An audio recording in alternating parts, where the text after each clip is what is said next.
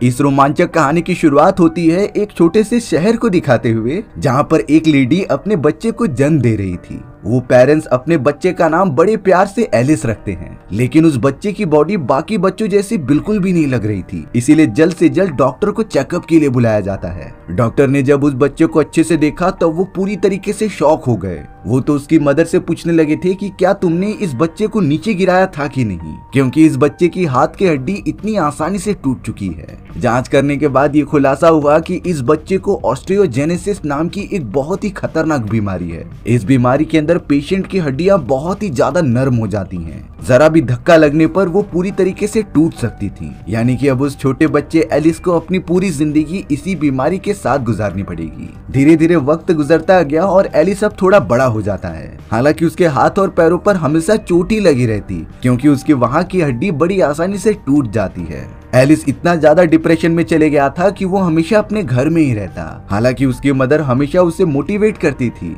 लेकिन एलिस बताता है कि जब भी मैं स्कूल जाता था तो सारे स्टूडेंट मुझे ग्लास चिढ़ाते थे, क्योंकि मैं ग्लास जैसा नाजुक हूँ और मेरी हड्डियां कभी भी टूट जाती हैं। एलिस की मदर चाहती थी कि वो अपनी बीमारी से ओवरकम करके बाकी बच्चों जैसा बने। इसीलिए अब एलिस की मॉम ने उससे कहा कि मैंने तुम्हारे लिए एक बहुत ही अच्छा गिफ्ट प्लान किया है, और वो ठीक एक पार्क में बेंच के ऊपर रखा हुआ था। एलिस कहता है कि अगर वो वहाँ पर रखा है तो कोई भी बच्चा उसे जाकर ले लेगा। तब एलिस की मॉम कहती है कि फिर तुम जाकर वो सबसे पहले ले लो। अब एलिस हिम्मत जुटाकर कैसे भी बाहर निकलता है उस प्रेजेंट को लेने के लिए। गिफ्ट को खोलने के बाद उसके अंदर एक बहुत ही अच्छे सुपर हीरो की कॉमिक बुक थी, जिससे कि एलिस जब पढ़ना स्टार्ट करता है तो उससे सुपर हीरोज में काफी ज्यादा इंटरेस्ट आने लगा। वो तो अब सारी बेकार की चीजें छोड़कर यही कॉमिक्स पढ़ने लगा सुपर हीरोज की। इन सुपर हीरोज की कहानियों में वो इतना डूब गया कि आगे चलकर वो एक बहुत ही बड़ा कॉमिक राइटर बन चुका था। अब एलिस काफी बड़ा और मैच्योर हो चुका होता है। उसने तो अपनी पसंद को प्रोफेशन बना दिया था, पर साथ ही साथ वो इतनी ज्यादा कहानियां लिखने के बाद ये समझने लगा था कि जिस तरीके से मुझे बीमारी की वजह से मैं काफी ज्यादा कमजोर हूँ, उसी तरीके से दुनिया में कहीं न कहीं कोई तो इंसान होगा जो मुझसे एकदम अपोजिट होगा, यानी कि वो एक सुपर हीरो की तरह स्ट्रॉन्ग भी हो सकता है। इसीलिए अब एलिस उस आदमी को पूरे शहर में ढूंढना स्टार्ट कर देता है। अब यहाँ हमें डेविड नाम का एक आदमी दिखाया जाता है जो अपनी नई नौकरी के लिए लंदन जा रहा था। उसे बहुत ही ज्यादा खुशी होती है कि वो सिक्योरिटी गार्ड की नौकरी छोड़कर एक कंपनी में नौकरी करेगा। बट अब आगे चलते ही उस ट्रेन की बहुत ही खतरनाक एक्सीडेंट हो जाता है। ये एक्सीडेंट इतना बड़ा था कि आधे से ज्यादा पैसेंजर्स तो मर चुके थे, और जो बच गए होते हैं उनकी हालत काफी ज्यादा खराब थी। ताज्जुब की बात ये होती है कि पूरे एक्सीडेंट में सिर्फ 2 ही लोग बच पाए थे, बाकी सारे लोगों ने अपनी जान गंवा दी। बचने वाले लोगों में से पहला आदमी डेविड होता है और एक दूसरा आदमी जो अपनी आखिरी सांसें ले रहा था। डॉक्टर्स भी हैरान थे कि इतने बड़े एक्सीडेंट में डेविड बच कैसे गया। उसकी बॉडी पर तो एक खरोच भी नहीं आई हुई होती।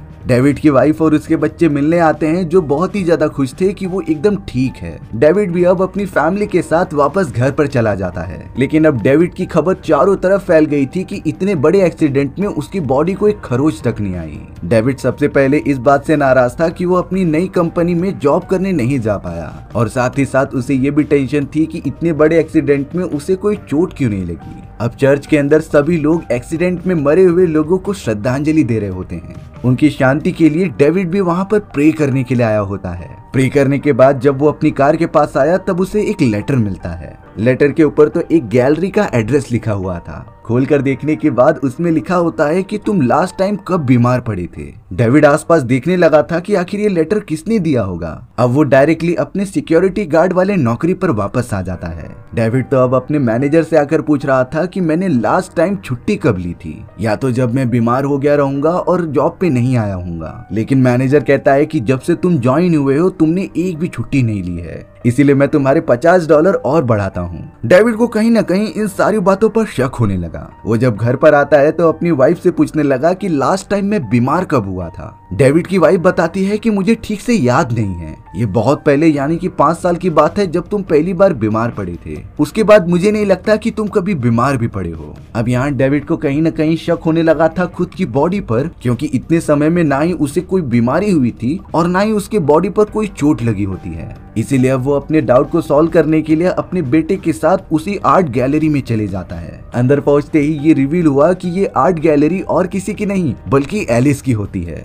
ये वही एलिस था जिसे कि ऑस्टियोजेनेसिस नाम की खतरनाक बीमारी थी। एलिस डेविड से पूछ रहा था कि तुम कभी बीमार न पड़े इसकी पॉसिबिलिटी तुम्हें कितनी लगती है। डेविड बताता है कि शायद से 70% चांसेस है कि मैं कभी बीमार नहीं पड़ा। वो पहली बार हुआ होता है जब मैं कॉलेज में था और मेरा एक्सीडेंट हो गया था। उस समय मेरा पैर टूटने की वजह से मैं फुटबॉल नहीं खेल पाया था। अब यहाँ एलिस को जब ये बात पता चली तब उसे एक कमी मिल जाती है अपने सुपर हीरो के अंदर, क्योंकि जिस तरीके से वो डेविड की पावर्स देखकर उसे इमेजिन कर रहा था उसमें वो कार एक्सीडेंट होने की वजह से चोट जो लगी थी वो एक सुपर हीरो में काउंट नहीं होनी चाहिए थी। और अब एलिस डेविड से बहुत ही ज्यादा डिसअपॉइंटेड हो जाता है क्योंकि जो क्वालिटीज वो डेविड में एक्सपेक्ट कर रहा था वो अब नहीं है उसके अंदर। पर अब डेविड को अपने सवालों का जवाब चाहिए था कि आखिर वो इतने टाइम से बीमार और उसे चोट क्यों नहीं लगी। और जब से उसे ये बात पता चली है कि तुम इन सारी चीजों के बारे में जानते हो तब से डेविड अच्छे से सो भी नहीं पा रहा था। लेकिन अब एलिस ने अपना मूड चेंज कर दिया होता है। डेविड तो अब अपने बेटे के साथ घर पर वापस आ गया था, लेकिन फिर भी उसके दिमाग में वही सारी चीजें चल रही होती हैं कि इतने बड़े एक्सीडेंट में आखिर वो बच कैसे गया। डेविड अपने कमरे में जाकर कुछ आर्टिकल्स को निकालता है जिसमें कि वही न्यूज थी जब डेविड का कार एक्सीडेंट हुआ था कॉलेज टाइम पर, और वो सारी ट्रेन एक्सीडेंट की भी न्यूज होती है जिसमें कि सिर्फ वही सरवाइव किया था। डेविड तो ये पता लगाना ही चाहता था कि उसके अंदर सच में ये एबिलिटीज मौजूद है भी कि नहीं। अब यहाँ डेविड की वाइफ उसके पास आती है और पूछती है कि क्या सच में तुम किसी दूसरी लड़की के साथ रिलेशन में हो कि नहीं। दरअसल भले ही ये दोनों हस्बैंड वाइफ थे लेकिन उनके बीच की दूरियां काफी ज्यादा बढ़ चुकी थी। लेकिन डेविड का जब से एक्सीडेंट हुआ था और वो मरने से बाल बाल बचा होता है तभी उसकी वाइफ ने बोला कि हमें अपने रिश्ते को एक और चांस देना चाहिए। डेविड भी कहीं न कहीं अपनी वाइफ की फीलिंग्स को समझ रहा था। अब अगले दिन से डेविड हमेशा की तरह अपनी सिक्योरिटी गार्ड की नौकरी के लिए आ जाता है। थोड़ी ही देर में उस जगह पर एलिस भी आ जाता है जो डेविड से कुछ बातें करना चाहता था, लेकिन यहाँ डेविड लगातार अपने सिक्योरिटी के काम में बिजी होता है। उसने अपने साथियों से कह दिया था कि सभी लोगों का अच्छे से चेकअप करके ही अंदर भेजो। अब यहाँ एलिस डेविड के साइड में ही खड़ा होता है। डेविड ने लाइन के अंदर एक ऐसे अजनबी आदमी को देखा जिस पर उसे कहीं न कहीं शक होने लगा था। डेविड एलिस से कहता है कि जरूर इसके पास गन होगी और अगर वो आदमी जरा सा भी डरेगा तो वो वहाँ से बाहर निकलकर चला जाएगा। होता भी कुछ ऐसा ही है। वो बुरा आदमी सच में लाइन से निकलकर कहीं दूर चला गया था। अब यहाँ एलिस काफी चौंक जाता है क्योंकि डेविड को इन सारी चीजों के बारे में पहले से कैसे पता चला। डेविड कहता है कि मैं लोगों के हाव भाव देखकर पहचान जाता हूँ कि ये अच्छा है कि बुरा, लेकिन ये सारी चीजें भी डेविड को काफी नॉर्मल लग रही थी। लेकिन यहाँ एलिस को धीरे धीरे समझ में आने लगता है कि डेविड के अंदर सुपरनैचुरल पावर्स तो मौजूद हैं, बट डेविड ने कभी इन सारी चीजों को और भी ज्यादा बढ़ाने की कोशिश ही नहीं की। डेविड का दिमाग खराब हो रहा था, इसीलिए वह एलिस को यहाँ से जाने के लिए कहता है। एलिस अब वहाँ से निकलकर अपनी कार के पास चला गया था। तभी उसे वही बुरा आदमी दिखाया जाता है जिसे कि डेविड ने पहचान लिया था कि वो चोर है। इसीलिए अब एलिस सच्चाई का पता करने के लिए उस आदमी का पीछा करने लगता है। वह आदमी एक कारखाने के अंदर चला गया था। एलिस भी लगातार सीढ़ियों से नीचे उतरते हुए उसका पीछा करता ही है, लेकिन तभी उसका पैर फिसलने की वजह से वो लगातार नीचे गिरने लगा था। यहाँ एलिस की हड्डियां बहुत ही ज्यादा कमजोर होने के कारण वो लगते ही टूट जा रही थी और अब वो इतनी बुरी तरीके से गिरा था कि वो वहीं पर बेहोश हो जाता है। डेविड अब काम खत्म करने के बाद अपने घर पर आ गया था और अब वो थोड़ा वर्कआउट कर रहा होता है। वो चेस्ट का वर्कआउट कर रहा था, तभी उसका बेटा भी नीचे आ जाता है। डेविड की नजर तो इस पे बिल्कुल गई नहीं कि बार के ऊपर कितना वेट है और जाने अनजाने में उसने वेट उठा लिया था।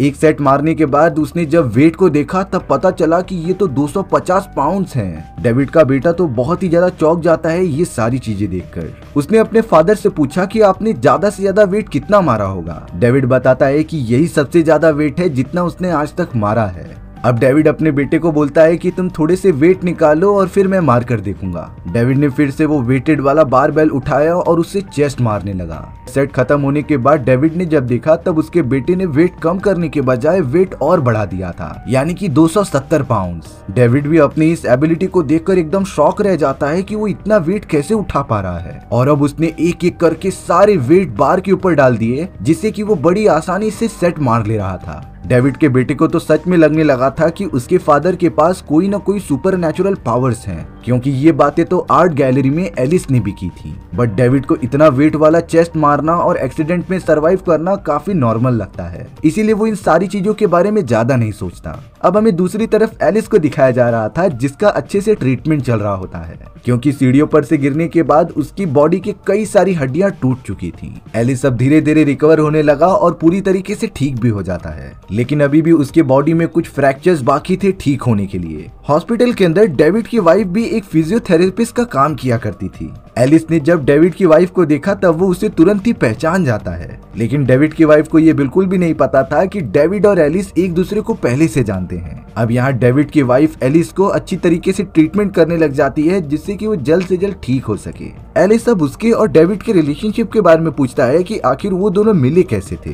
तब जाकर डेविड की वाइफ बताती है कि हम दोनों एक कार एक्सीडेंट के दौरान मिले थे, जिसके बाद हमें प्यार होना स्टार्ट हो गया। लेकिन मुझे डेविड की एक बात अच्छी नहीं लगती कि उसका फुटबॉल खेलना, क्योंकि अमेरिकन फुटबॉल यानी कि रग्बी बहुत ही ज्यादा खतरनाक थी और उसके अंदर चोट लगने का भी खतरा मौजूद था। इसीलिए मैं बिल्कुल भी नहीं चाहती थी कि डेविड को चोट लगे।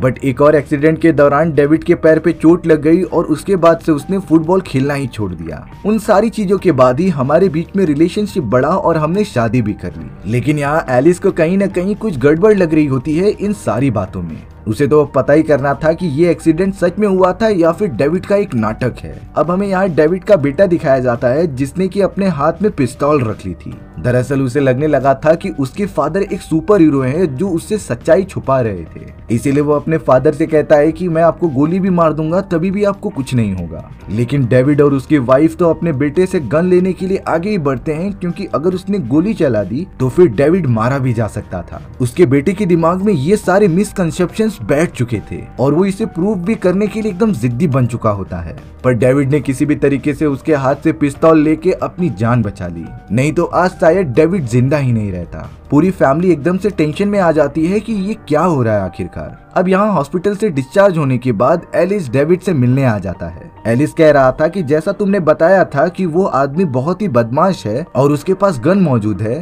तो इसीलिए मैंने उसका पीछा किया सच्चाई का पता लगाने के लिए। भले ही मैं उन सीढ़ियों के रास्ते पर गिर गया, पर मैंने उस आदमी के जेब में देखा कि उसने गन कैरी किया है, यानी कि डेविड का अंदाजा एकदम सही था। बट यहाँ डेविड के हाव भाव एकदम चेंज हो चुके होते हैं, क्योंकि उसकी फैमिली में कोई खुशी नहीं है और इसका पूरा रीजन वो एलिस को समझता था, क्योंकि उसी ने ही ये कहा है कि डेविड के अंदर सुपर पावर्स मौजूद हैं। और शायद एलिस की बातों से ही इन्फ्लुएंस होकर डेविड का बेटा ये प्रूव करने की कोशिश कर रहा था। वो तो एलिस से साफ साफ कह देता है कि आज के बाद तुम मुझसे कभी मत मिलना। अब धीरे धीरे सारी चीजें आगे बढ़ती गईं, लेकिन एक बात अच्छी होती है कि डेविड और उसकी वाइफ के बीच की नजदीकियां काफी बढ़ चुकी थीं। शायद से वो दोनों वापस से एक अच्छे रिलेशनशिप में आ चुके होते हैं। अब वापस घर पर आने के बाद डेविड को पता चला कि उसने जो लंदन में नए जॉब के लिए अप्लाई किया होता है वो उसकी पॉपुलैरिटी के कारण उसे मिल चुका है। लेकिन डेविड ने तो सोच लिया था कि वो उस जॉब को ज्वाइन करने नहीं जाएगा, बट उसकी वाइफ बता रही थी कि तुम्हें जाना चाहिए, शायद इस जॉब में काफी अच्छे पैसे मिले और हमारे बीच की दूरियां और भी ज्यादा कम हो जाएं। बहुत ज्यादा समझाने के बाद शायद डेविड भी इन सारी चीजों के लिए कन्विंस हो गया था। अब यहाँ कमरे में आने के बाद उसे एलिस का एक वॉइस मैसेज मिलता है, जिसमें कि एलिस बता रहा था कि मुझे सब कुछ पता चल गया है। जिस तरीके से मेरी हड्डियां काफी ज्यादा कमजोर थीं और चोट लगने पर टूट जाती, उसी तरीके से तुम्हारी हड्डियां काफी ज्यादा मजबूत हैं। भले ही मुझे छोटी छोटी चीजों से बीमारी हो जाती थी, लेकिन तुम आज तक बीमार नहीं हुए हो। यानी कि एलिस और डेविड एक दूसरे से पूरी तरीके से अलग थे। बट एलिस बताता है कि मैं पानी से डरता हूँ और शायद तुम भी पानी से डरते होगे। यही एक चीज है जो हम दोनों में कॉमन है।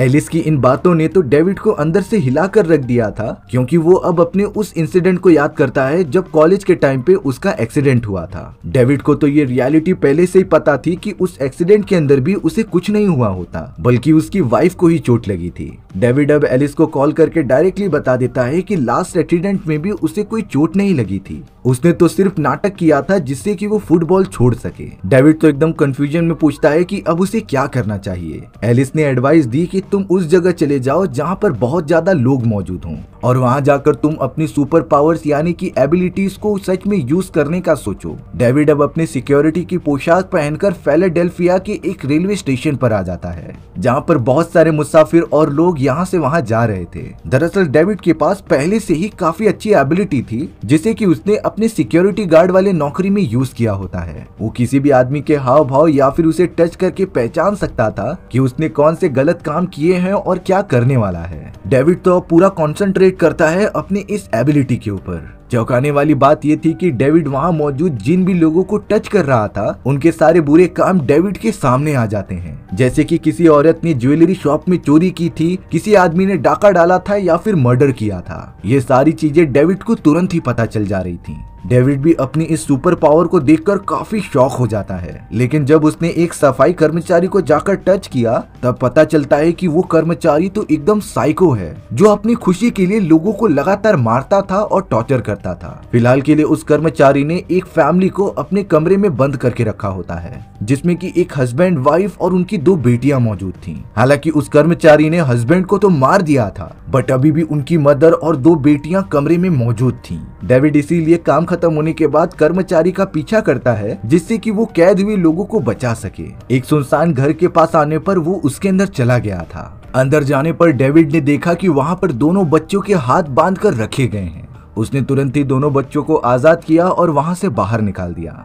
अब वो उनकी मदर के पास चला जाता है जिसे कि अंदर रखा गया था, लेकिन डेविड को जरा भी अंदाजा नहीं था कि उसके पीछे से वही आदमी आ चुका है जो पूरी तरीके से साइको था और उसी ने ही इन लोगों को यहाँ पर कैद किया होता है। उस साइको कर्मचारी ने डेविड के ऊपर हमला किया और उसे ऊपर से नीचे गिरा दिया। डेविड तो अब डायरेक्टली एक स्विमिंग पूल में गिरता है, लेकिन उसे तैरना न आने की वजह से और शायद उसकी पानी कमजोरी थी, वो बिल्कुल भी तैर नहीं पा रहा था। शायद अब डेविड इसी तरीके से डूबकर मारा जाएगा, लेकिन तभी वही दोनों बच्चे आ जाते हैं और डेविड को स्विमिंग पूल से बाहर निकालते हैं। डेविड अगर थोड़ी देर और वहां पर रहता ना तो वो मर ही जाता। अब वो कैसे भी करके अपने आप को संभालता है और घर के अंदर आ जाता है। वो साइको कर्मचारी अभी भी वहीं खड़ा था। डेविड ने तो तुरंत उसे पकड़ा और उसका पूरा गला दबाने लगा। उसने तो कर्मचारी को जरा भी मौका ही नहीं दिया हमला करने का। थोड़ी देर के अंदर ही अंदर कर्मचारी का दम घुटने की वजह से वो वहीं मर जाता है। अब डेविड उन बच्चों की मदर को जब छुड़ाने गया तब उसे पता चला कि ये औरत तो यहीं पर मर चुकी है।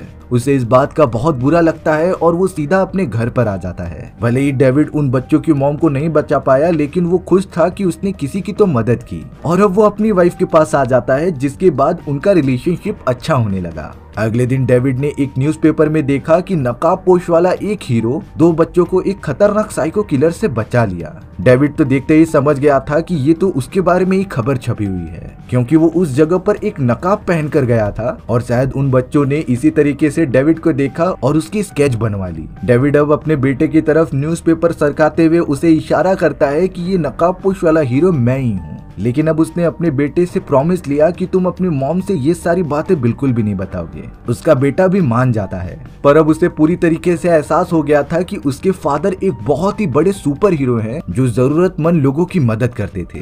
अब तो डेविड को भी सब कुछ क्लियर हो चुका था, इसीलिए वो वापस आर्ट गैलरी में जाता है एलिस से मिलने के लिए। वहाँ पर डेविड को एलिस की मदर भी मिलती है जो बता रही थी कि मेरे बेटे के ऊपर मुझे बहुत ही ज्यादा प्राउड फील होता है, क्योंकि बचपन में उसके साथ बहुत ज्यादा नाइंसाफी हुई थी। उसे एक ऐसी बीमारी थी जिससे कि वो काफी कमजोर होता जा रहा था, लेकिन फिर भी उसने अपने पैशन को फॉलो किया और आज वो इतनी ज्यादा ऊंचाई पर है। डेविड भी इस बात से खुश हो जाता है और अब वो एलिस से मिलने के लिए उसके कमरे में चला गया था। एलिस के हाथ में उसी सीक्रेट हीरो का न्यूज़पेपर होता है जिसे कि वो डेविड को दिखाकर कह रहा था कि मुझे पता है कि ये तुम ही हो। डेविड ने भी उसे हाँ में जवाब दिया। एलिस बताता है कि पूरी जिंदगी में जो तुम अपनी अनएक्सपेक्टेड चीज चाहते थे तुम्हें वो मिल ही गई। एलिस फिर पूछ रहा था कि क्या तुम आज सुबह उठे तो तुम्हारे मन में कोई उदासी मौजूद थी कि नहीं, क्योंकि जब डेविड पहली बार एलिस से मिला था तो वो उसे यही कहता है कि मुझे उदासी हो जाती है। लेकिन अब तो डेविड के पास उसका मकसद था, क्योंकि वो एक सुपर हीरो है और अब उसे अपनी पावर्स की मदद से जरूरतमंद लोगों की मदद करनी होगी।